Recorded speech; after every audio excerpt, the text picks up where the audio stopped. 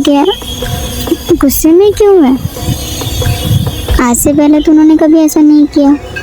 आने के बाद तो सबसे पहले मुझे हक करके किस करने लगते हैं, फिर आज ऐसा क्यों कर रही है? उस दिन रात को यूंगी जो है वो जिमिन के साथ बहुत ही ज़्यादा हार्डली और रफली इंटीमेट होता है, जिससे जिमिन को बहुत ही ज़्यादा तकलीफ होता है, बहुत ही पेन होता है, वो रोने लगती है। लेकिन यूंगी को उससे कोई फ़र्क नहीं पड़ रहा था, वो बस अपना गुस्सा जिमिन के ऊपर उतारने लगता है।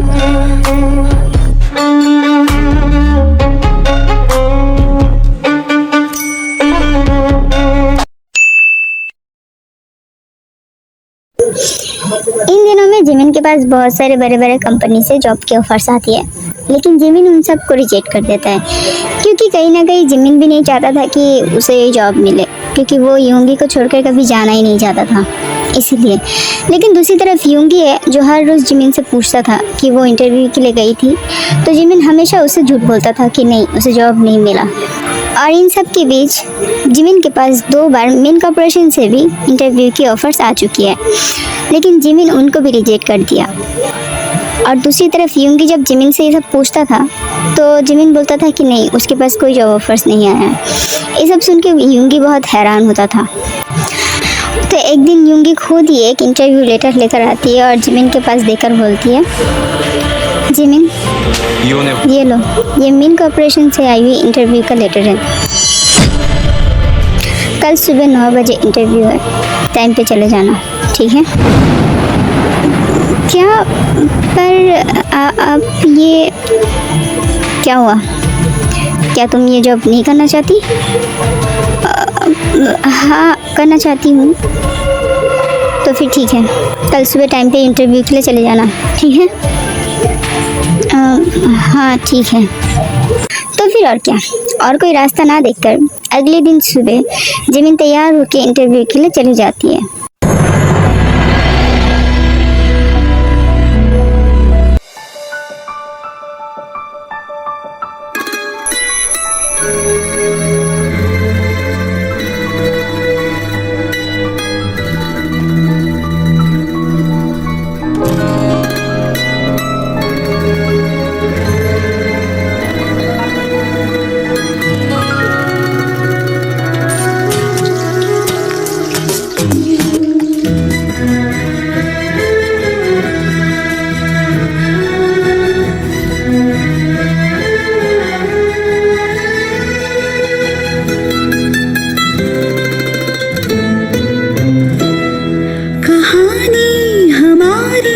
फसाना हमारा गमों ने सुनाया दोबारा दोबारा।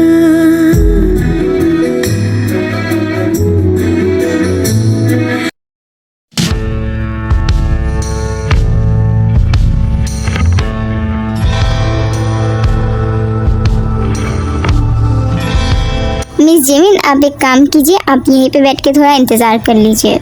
वो दरअसल अंदर और भी लोगों का इंटरव्यू चल रहा है ना, तो आपकी बारी आएंगी तो मैं आपको अंदर बुला लूँगा। जी ठीक है, आप एक काम कीजिए, आप यहाँ पे बैठिए। Okay, thank you. जी कोई बात नहीं। और उसके बाद वो लड़की वहाँ से चली जाती है और जिमिन वहाँ पे बैठ के इंतज़ार करने लगती है। कुछ देर बाद वो लड़की वापस आती है और जिमिन को अंदर बुलाती है। मिस जिमिन, अब आपकी बारी है, आप अब अंदर जा सकते हैं। ओह जी ठीक है, thank you. May I come in sir? Oh हाँ, come in. Hello sir. Hello miss, आपका नाम क्या है? पाक जिमिन। ओह मिस जिमिन, आइए ना, बैठिए। सर ये लीजिए, ये मेरे सर्टिफिकेट्स। ओह हाँ, दीजिए। वैसे भी इन सर्टिफिकेट्स के मेरे पास कोई वैल्यू नहीं है, पर फिर भी ठीक है। हाँ सर, मैं कुछ समझी नहीं। अरे कुछ नहीं, तुम खड़ी क्यों हो? बैठो ना, बैठो बैठो। जी सर, थैंक यू। तो फिर मिस जिमिन, आप बताइए, कि आप ये जॉब क्यों करना चाहती है, मेरा मतलब आपको ये जॉब क्यों चाहिए? वो दरअसल सर मुझे ये जॉब इसलिए चाहिए क्योंकि मैं खुद से कुछ करना चाहती हूँ, अपने पैरों पे खड़ी होना चाहती हूँ, ताकि मुझे किसी और के ऊपर डिपेंड ना करना पड़े, इसलिए मैं ये जॉब करना चाहती हूँ। ओह वाह, ये तो अच्छी बात है। खुद से कुछ करना, खुद के पैरों पे खड़ी होना, अपना कैरियर खुद बनाना, ये तो अच्छी बात है। और अगर आप चाहे तो मैं आपकी इस काम में आपकी मदद कर सकती हूँ। ज़्यादा सैलरी वाला हायर पोजीशन पे आपकी पोस्ट करवा सकती हूँ, पर उसके लिए आपको भी मुझे कुछ देना पड़ेगा। कौन?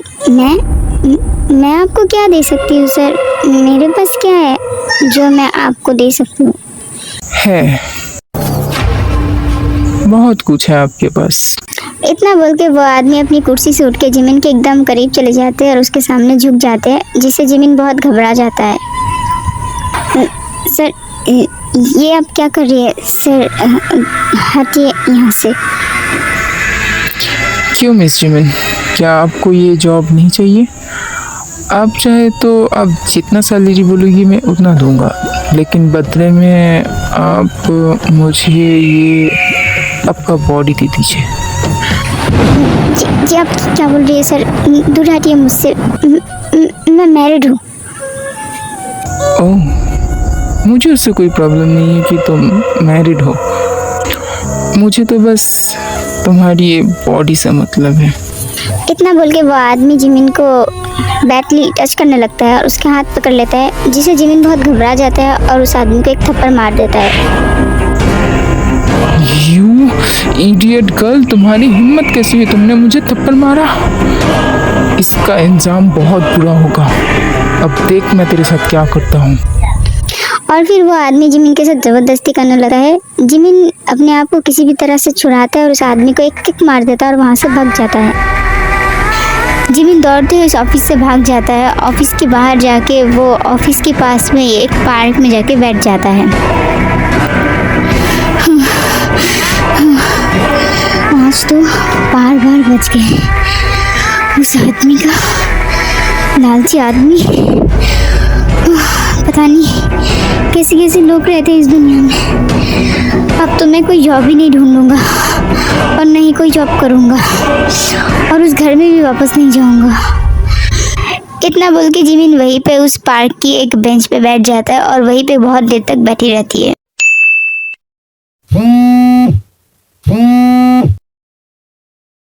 हेलो, हाँ बोलो। बॉस, एक बहुत बड़ी गड़बड़ हो गई। कांगसू के लोग को आपके और मैम के बारे में पता चल गया है और अब वो मैम को ढूंढ रही है ताकि वो मैम को पकड़ के आप तक पहुंच सके। क्या बकवास कर रही हो? कहाँ है वो अभी? मैम तो इस वक्त आपके ऑफिस के पास वाले पार्क में बैठी है। हम उनके पीछे ही है, लेकिन उन्होंने हमें दिखा नहीं। ठीक है, उसका ध्यान रखना और हाँ याद रहे, उसके ऊपर एक खड़ूस तक नहीं आना चाहिए। मैं अभी आती हूँ। ओके बॉस, ठीक है। कुछ देर बाद यूंगी वहाँ आती है जिमिन को ढूंढते हुए और आके देखता है कि जिमिन वहाँ पे बेंच पे बैठा हुआ है।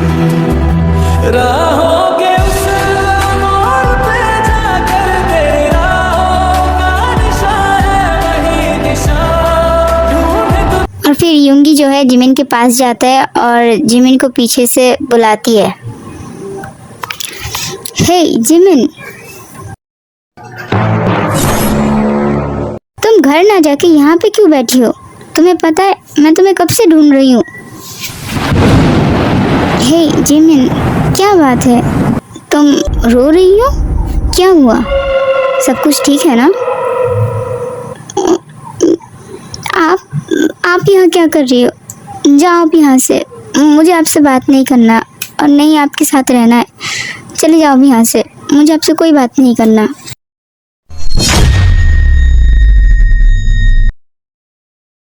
ठीक है, मत करो बात, पर तुम अभी यहाँ से चलो। ये जगह तुम्हारे लिए बिल्कुल भी ठीक नहीं है। यहाँ पे तुम्हारे लिए खतरा है। खतरा? ये सब अब क्या बोल रही है? कैसा खतरा? अभी इतना कुछ बोलने का टाइम नहीं है, तुम मेरे साथ चलो जल्दी से बस। नहीं, मुझे आपके साथ वापस नहीं जाना, आप चले जाओ यहाँ से, मुझे कुछ नहीं होगा।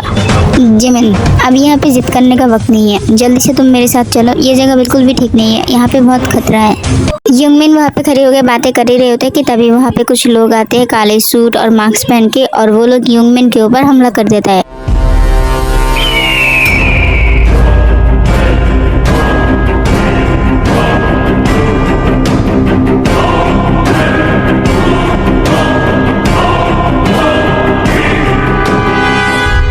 युंगी जो है जिमिन को अपने पीछे छुपा लेता है, अपने गन्स निकालता है और बड़ी प्रोफेशनली उनके ऊपर शूट करने लगता है, जिसे देखकर जिमिन पूरा हैरान हो जाता है।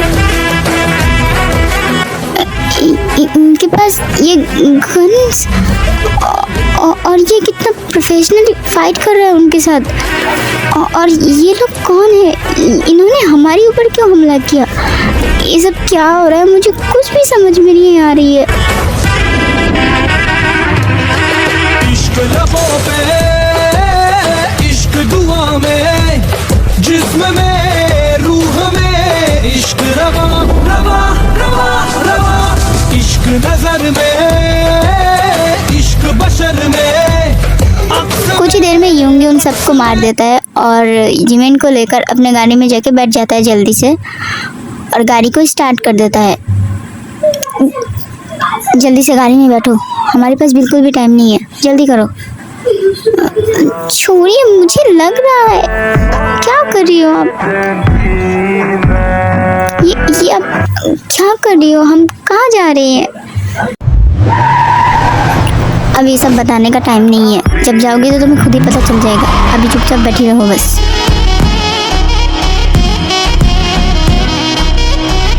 अरे वो सब तो हमारे पीछे आ रही है। क्या आप मुझे बताएंगे कि आखिर ये सब हो क्या रहा है?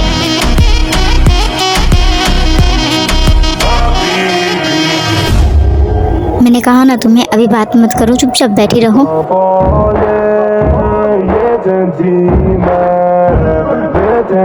और फिर युंगी उन गुंडों को पीछे छोड़ देता है। कुछ देर बाद युंगी की गाड़ी एक घने जंगल के अंदर से होकर एक बड़ा सा मेंशन के सामने जाके रुकता है।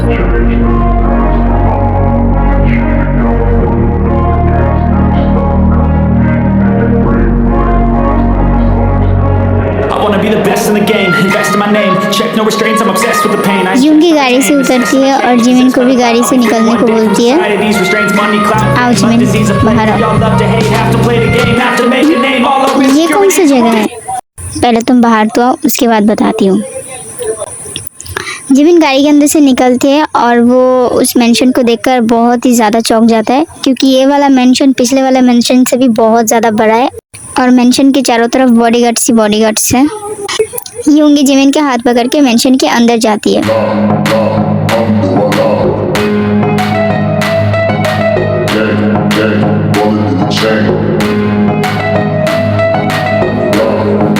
मेरा हाथ छूइए और अब बताइए ये सब क्या हो रहा है? ये मेंशन किसका है और यहाँ पे इतने सारे बॉडीगार्ड्स क्यों हैं? आप कौन है और वो लोग कौन थे जो हमारे ऊपर अटैक किया था? आप कुछ बोलते क्यों नहीं है? कुछ बोलिए ना। तुम बोलने दोगे तब ना बोलूँगा। तब से तो तुम ही बोले जा रही हो, मुझे तो कुछ बोलने का मौका ही नहीं दे रही हो, तो फिर मैं कैसे बोलूँगा? ठीक है, अब मैं नहीं बोलूँगा, लेकिन आप बताओ कि ये सब क्या हो रहा है, क्यों हो रहा है? ठीक है, तुम पहले यहाँ बैठ जाओ। आज मैं तुम्हें सब कुछ बता दूँगा, वो सब कुछ जो इतने दिन से मैंने तुमसे छुपाया है। जिमिन, तुम जानना चाहते हो ना मैं कौन हूँ? मैं एक अंडरवर्ल्ड माफिया किंग हूँ।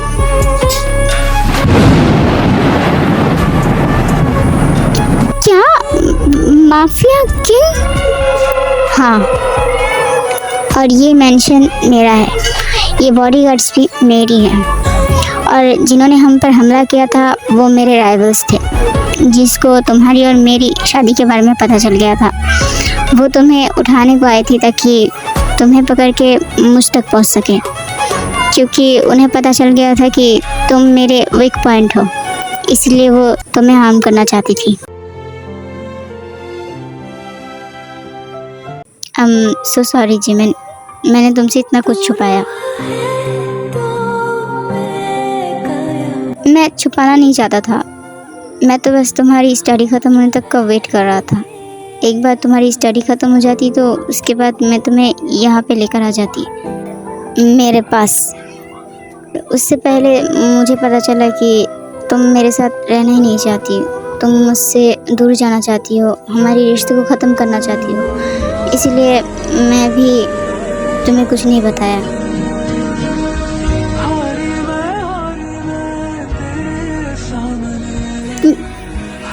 इतना कुछ हो गया और आपने मुझे कुछ भी नहीं बताया। क्यों, ऐसे क्यों किया आपने? क्योंकि मैं नहीं चाहता था कि मेरे वजह से तुम्हें कोई हार्म पहुँचे। तो तुम्हें तो पता ही है ना मेरा प्रोफेशन क्या है।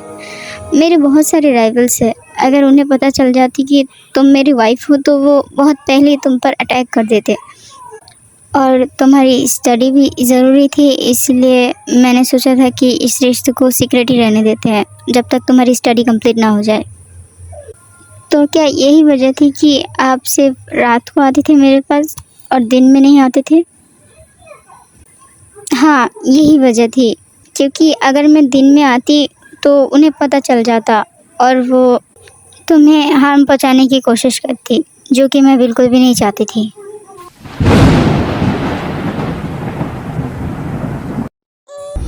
पर ये सब का क्या फ़ायदा, आप तो मुझसे प्यार भी नहीं करते ना, तो फिर इतना सब कुछ करने की क्या ज़रूरत थी मेरे लिए?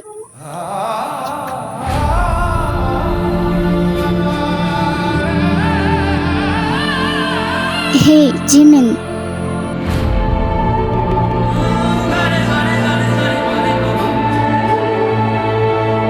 तुम्हें ऐसा किसने कहा कि मैं तुमसे प्यार नहीं करती? क्या आप मुझसे प्यार करती हो? करती हूँ ना, बहुत ज़्यादा करती हूँ, वो भी उस दिन से जिस दिन मैंने तुम्हें पहली बार देखा था, तब से। सच में बताया क्यों नहीं आपने मुझे कभी? ऊपर से मैं सोचता था कि आप मुझसे प्यार ही नहीं करते हो, सिर्फ मैं ही आपसे प्यार करती हूँ। तो क्या तुम भी मुझसे प्यार करती हो? हाँ, वो भी पहले दिन से, जिस दिन आपको पहली बार देखा था उसी दिन से। आखिर आप इतना हॉट और हैंडसम हो, आपसे प्यार किए बगैर कोई रह सकता है क्या?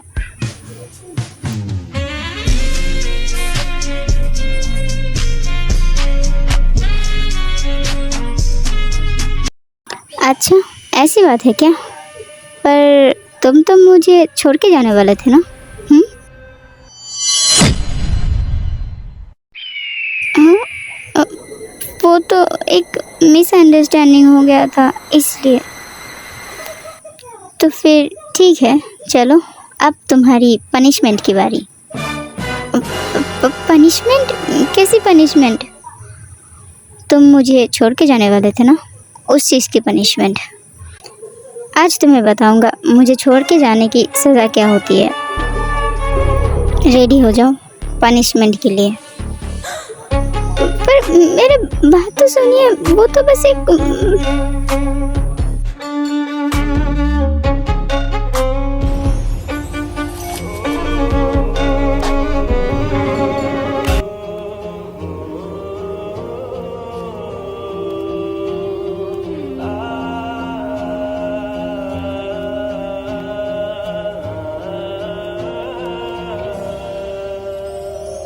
ख्वाहिश मेरी जिंदगी से कुछ और बाकी नहीं, खुमारी में तेरी ही रहता न देखा है तुझसा हंसी। ख्वाहिश मेरी जिंदगी से कुछ और बाकी नहीं, खुमारी में तेरी ही रहता न देखा है तुझसा हंसी।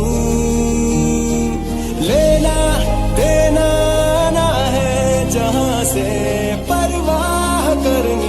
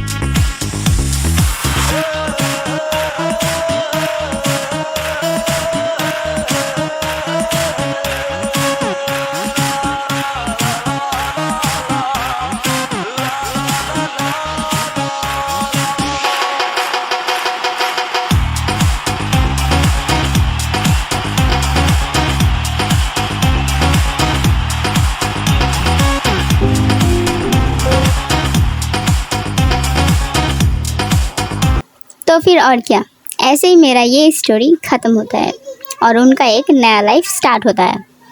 आर्मीज़, मुझे नहीं पता मैंने ये क्या बनाया है, कैसे बनाया है, लेकिन अगर आपको अच्छा लगे तो आप मेरे वीडियो पे एक लाइक कर दीजिएगा और अगर अच्छा नहीं लगे तो कमेंट में मुझे ज़रूर बता दीजिएगा। और अब मैं चलती हूँ, मिलते हैं एक नई वीडियो पे। तब तक के लिए खुश रहना, सेफ रहना और अपना ख्याल रखना। Bye bye, tata, see you, love you मेरे ऑल क्यूटी आर्मीज़। वापस आऊंगा, वापस आऊंगा।